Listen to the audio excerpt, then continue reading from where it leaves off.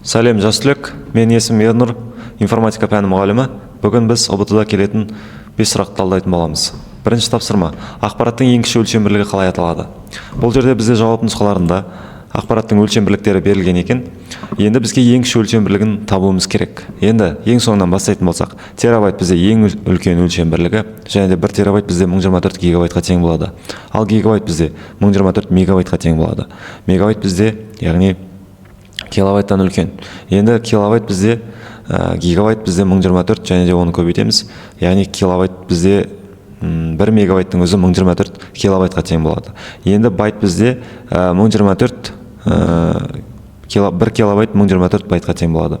Енді 1 бит деген бізде мысалға ең кіші өлшем бірлігі ретінде қарастыратын болсақ, мына жерде мысалға қандай да бір сөз берілетін болса, символ берілетін болса, біз оны бит арқылы өлшейміз. Енді бізде 1 байтымыз тең болады неше битке? Мысалға 1 байтымыз тең болады 8 битке тең болады. Яғни біз ең кіші өлшем бірлігін аламыз. Және де 8 символ тең болады, одан кейін 1 байтқа тең болады. Ары қарай біз осы айналдыру процесі арқылы барлық өлшем бірліктерімізді алады екенбіз. Яғни бұл жерде дұрыс жауабы бит болып саналады. Келесі, екінші тапсырма: процессордың негізгі қызметі. Яғни мына жерде берілген жауап нұсқаларын оқып шығайық. Яғни бірінші кезекте мәліметтерді сақтау дейді. Мәліметтерді сақтау. Енді негізгі қызметіне жатқызатын болсақ, енді бұл қызметтердің біріне жатады. Бірақ та негізгі қызметіне жатқыза алмаймыз. Келесі, ақпаратты шығару. Ақпаратты шығару, яғни ақпаратты бұл жерде беру деген мағынада жеткізіп тұрған секілді. Ақпаратты шығару енді бұл негізгі қызметіне жатпайды, қосалқы қызметіне жатады. Мәліметтерді өңдеу. Міне нағыз дұрыс жауап осы болып саналады, себебі мәліметтерді өңдеу, яғни ақпараттармен жұмыс жасау, мәліметтерді шығару, мәліметтерді өңдеу, мәліметтерді сақтау, осы барлығы осы мәліметтерді өңдеу бөліміне кіреді. Яғни бізде мәліметтерді өңдеу дұрыс жауап болып саналады екен. Енді файларды атау деп мына жерде нұсқа беріпті, бірақ та файларды атау дегенге келмейді, себебі бұл қосалқы қызметтердің біріне саналады. Енді электр қуатын беру мүлдем сәйкес келмейтін жауап нұсқасы. Келесі, төмендегі операторлардың қайсысы шартты тармақты білдіреді дейді. Бұл Паскаль тілінде. Енді Паскаль тілінде көп келе бермеуі мүмкін, бірақ сонда да талдап көрейік. Бірінші кезекте төмендегі операторлар дейді. Бірінші for бізде циклды береді, яғни цикл арқылы жұмыс жасайды. Енді шартты тармақты білдіреді дейді бұл жерде. Шартты операторлармен жұмыс жасау. Енді for бізде шартты операторға жатпайтын болғандықтан белгілемейміз. Read бізде, яғни оқу бөлімі, яғни кез келген тілді қарастыратын болсаңыздар, read line мысалға, write line деген сияқты, әрқайсының print мысалға, input, әрқайсының өзінің сөздері бар. Және де Паскаль тілінде мысалға read бізде оқуды жүзеге асырады. Енді write бізде тура сондай, яғни бізге input қызметін атқарады. While бізде цикл, яғни қандай да бір цикл жүзеге асады, жалғаса береді қандай да бір мәнге дейін. Бұл да енді шартты операторға жатпайды. Енді бұл жерде нағыз шартты тармақты білдіретін оператор бұл бізде if, then, else болып саналады Паскаль тілінде. Келесі, төртінші тапсырма: растрлық графиканың ерекшелігі дейді. Бұл жерде растрлық графика дегеніміз, яғни графика түрі бізде растрлық және векторлық болып екіге бөлінеді. Яғни растрлық графиканың ерекшелігі бұл жерде растрлық графика мысалға мынандай нүктелер болады, қандай да бір нүктелер, және де осыны жақындатқан жағдайда бізде пиксельдер көріне бастайды.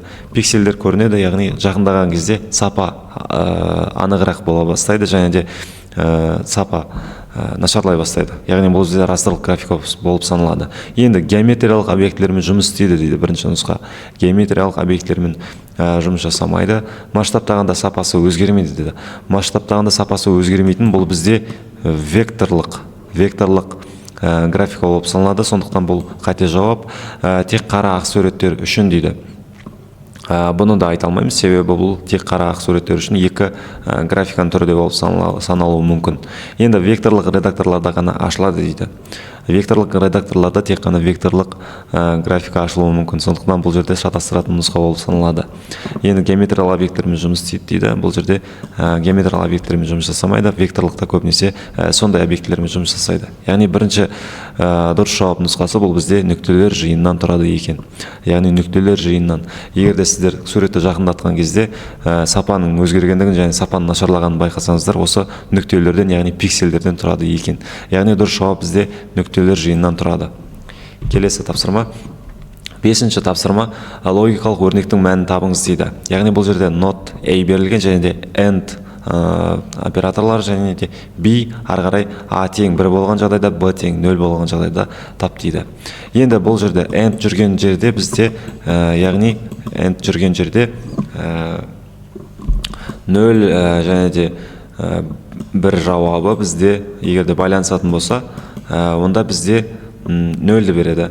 Егер де бір көбейтілген 0 болатын болса, онда бізде тағы да 0 береді. Енді бұл жерде нағыз жауап, енді егер де 1 және де 1-ге 1 көбейтілген жағдайда ғана жауап 1 шығады екен. Енді бұл жерде дұрыс жауаптарын қарастыратын болсақ, мына жерде мән табыңыз дейді. А шықпайды бұл жерде, қандай да бір мән дұрыс шығады, және де шын дейді бұл жерде. Шын деген бізде ондай ешқандай бір логикалық оны анықта деп тұрған жоқ, сондықтан қате жауап болып саналады. Енді мына жерде ескеретін болсаңыздар, 0 немесе 1 қайсысын таңдаймын деп ойланып отырсаңыздар, яғни 1 егер де 1-ге 1 болғанда, мысалға b тең 1 болған жағдайда, онда жауап 1 тең болатын еді, 1-ге шығатын еді. Сондықтан бұл жерде қате жауап. Енді бұл жерде 1-ге 0 көбейтілген жағдайда дұрыс жауап 0 болады екен. Сонымен осы, бүгін біз 5 тапсырманы талдап шықтық. Алда уақытта да осындай нұсқалар талдайтын боламыз. Осы арнаға жазылып алыңыздар. Арнаға тіркеліп, өздеріңіздің ойландырып жүрген сұрақтарыңызды қарап көріңіздер, және де осы есептерді талдап көріңіздер.